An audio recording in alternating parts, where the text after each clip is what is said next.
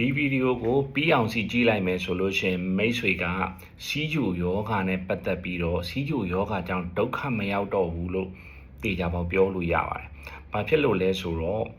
စီးကျူယောဂဆိုတာကဘာနဲ့အလားတန်တူတယ်လဲကျွန်တော်လူနာတွေကိုအမြဲတမ်းကျွန်တော်ဒီဟာလေးနဲ့ရှင်းပြပေးတယ်။အဲ့ဒီအတွက်ကြောင့်နားလေသွားတဲ့လူတိုင်းကစီးကျူယောဂကြောင့်လုံးဝဒုက္ခမရောက်တော့ဘူး။ဘယ်လိုလဲဆိုတော့ကျွန်တော်တို့ခန္ဓာကိုယ်ကစီးကျူယောဂဝင်လာပြီဆိုလို့ရှိရင်ဘာနဲ့အလားတန်တူသွားတယ်လဲဆိုတော့ကျွန်တော်တို့အပြင်ကနေဝယ်လာတဲ့ပြင်ပြားကြီးတစ်ချက်တစ်သားတုံးနော်တစ်သားပြားကြီးတစ်ချက်နဲ့ကျွန်တော်တို့အလားတန်တူသွားပါတယ်ဘယ်လိုမျိုးလဲဆိုတော့ကျွန်တော်တို့ကတစ်သားပြားတစ်ခုကိုဝယ်လာပြီးရင်နေပူထဲမှာမိုးရွာနေပူမိုးရွာကျွန်တော်တို့ပြစ်ထားလိုက်မယ်ပြစ်ထားလိုက်တဲ့အချိန်မှာတလားလောက်နဲ့ဒီပြင်ပြားကြီးကကျွန်တော်တို့ပျက်စီးသွားတာမျိုးမရှိဘူးဗျ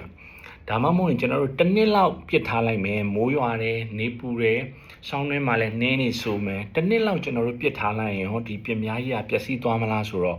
အများကြီးတော့မပျက်စီးသေးဘူးဗျဘာဖြစ်လို့လဲဆိုတော့သူကခြာစားမယ်အနေချင်းခြာစားတဲ့အတွက်ကြောင့်မလို့သူ့ရဲ့ကျွန်တော်တို့ပြင်ပြားမှာအနေချင်းပျက်စီးတာမျိုးလေးတော့ရှိမယ်ဒါပေမဲ့ပြင်ပြားကြီးကတော့ပြင်ပြားအချက်လိုက်တိုင်းပဲကျွန်တော်တို့အသုံးပြုလို့ရနေစေဖြစ်မှာသူ့ရဲ့တောင်းတမှုတွေကတော့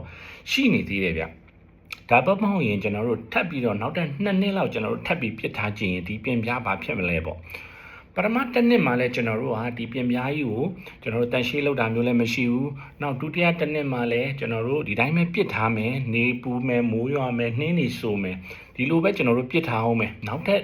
3နှစ်မြောက်မှာလည်းကျွန်တော်တို့ဒီတိုင်းပြစ်ထားမယ်ဆိုရင်တေးကြတယ်ဗျ3နှစ်လောက်နေတဲ့အချိန်မှာကျွန်တော်တို့အဲ့ပြင်ပြားကိုသွားပြီးတော့ကျွန်တော်တို့သွားပြန်ယူတဲ့အချိန်မှာချတွေစားပြီးတော့ကျွန်တော်တို့အပေါက်တွေအကုန်ဖြစ်ပြီးတော့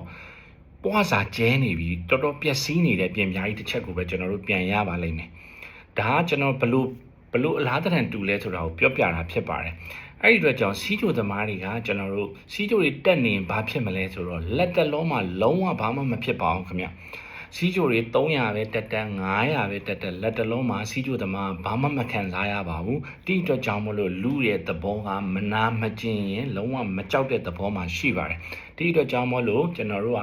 ဘာမှလည်းမဖြစ်ဘူးဘာမှလည်းမခံစားရဘူးဆိုပြီးဆေးတွေဖြတ်လိုက်ကြတယ်မတောက်တော့ဘူးပြင်များနဲ့အလားတန်တူတယ်ဆိုတာကျွန်တော်တို့ပထမ3လလောက်ဆေးမတောက်ဖ ೇನೆ နေတော့လေကျွန်တော်တို့ရဲ့ခန္ဓာကိုယ်ကဘာမှမခံစားရဘူးဗျကျွန်တော်တို့တစ်နှစ်လောက်စီကျွန်တော်တို့ဖြတ်လိုက်တယ်ဆိုလို့ရှိရင်လေခန္ဓာကိုယ်ကအနေချင်းဟိုနားနာတာဒီနားနာတာအပယိကယောဂလက္ခဏာတိတိလေးတွေပဲခံစားရတဲ့အတွက်ကြောင့်လူနာတွေကမကြောက်တတ်ဘူးခင်ဗျဒီအတွက်ကြောင့်မို့လို့သူကဘယ်လိုမျိုးဖြစ်လဲဆိုတော့တနစ်ကနေ2နှ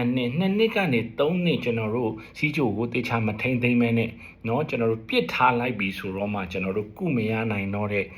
ယောဂမျိုးကြီးတွေပေါ့เนาะကျွန်တော်တို့ကြောက်ကတ်တွေပျက်စီးသွားတာနှလုံးယောဂအမောဖောက်ပြီးတော့လေဖြတ်သွားတာကျွန်တော်တို့ဆေးရုံတက်ရတဲ့ကိစ္စတွေဖြစ်ကုန်တာဖြစ်ပါတယ်ဒါမှမဟုတ်ရင်လည်းကျွန်တော်တို့ကိုယ်လက်အင်္ဂါတွေမှာအနာတွေပေါက်ပြီးတော့ခြေထောက်တွေဖြတ်ပစ်လိုက်ရတယ်လက်တွေဖြတ်ပစ်လိုက်ရတယ်ဒါမျိုးတွေစီရောက်ကုန်တာဖြစ်ပါတယ်ဒီဥပမာလေးကိုတေချာနားလည်မယ်ဆိုလို့ရှိရင်ကျွန်တော်တို့စီးကျိုသမားတွေဟာစီးကျိုတက်မှာကိုသူတို့လက်မခံတော့ဘဲနဲ့တေချာစနစ်တကျကုကြမှာဖြစ်ပါတယ်အဓိကကတော့စီးကျိုကောင်းခြင်းမကောင်းခြင်းကမိတ်ဆွေရဲ့လက်ထဲမှာပဲရှိပါတယ်ကျွန်တော်တို့ကတေချာဂရုစိုက်ပြီးတော့နေ့စဉ်နဲ့အမျှတေချာစနစ်တကျစားတောက်မယ်ဆရာဝန်ညွှန်ကြားတဲ့စီးတွေကိုပုံမှန်တောက်မယ်ဆိုလို့ရှိရင်ကျွန်တော်တို့သိကြတယ်ခင်ဗျတက်တန်းစီနေလို့ရတယ်တာမန်လူတွေလိုပဲစီးကျိုမရှိတဲ့လူတွေလိုပဲတက်တန်းစီနေလို့ရပါတယ်အကယ်၍သာကျွန်တော်တို့ကစီးကျိုတက်နေရတွေကိုတေချာစနစ်တကျဂရုစိုက်ပြီးတော့မကူတာဘူးဆေးလည်းမတောက်ဘူးဆိုရင်တော့ကျွန်တော်တို့ကနေပူထဲမှာပြစ်ထားတဲ့ပြင်များလိုပဲတစ်နှစ်2နှစ်3နှစ်နေတဲ့အချိန်မှာကျွန်တော်တို့ရဲ့ခန္ဓာကိုယ်ကလည်းလဲပြိုသွားမှာဖြစ်ပါတယ်ဒီဗီဒီယိုကမိတ်ဆွေအတွက်နော်စီးကျိုနဲ့ပတ်သက်ပြီးတော့အသိပညာဗဟုသုတရခဲ့တယ်ဆိုလို့ရှိရင်တခြားသူတွေလည်းသိအောင်လို့မျှဝေခဲ့ပါအောင်ကျမ်းမာပျော်ရွှင်တဲ့ဘဝတွေပိုင်ဆိုင်ကြပါစေ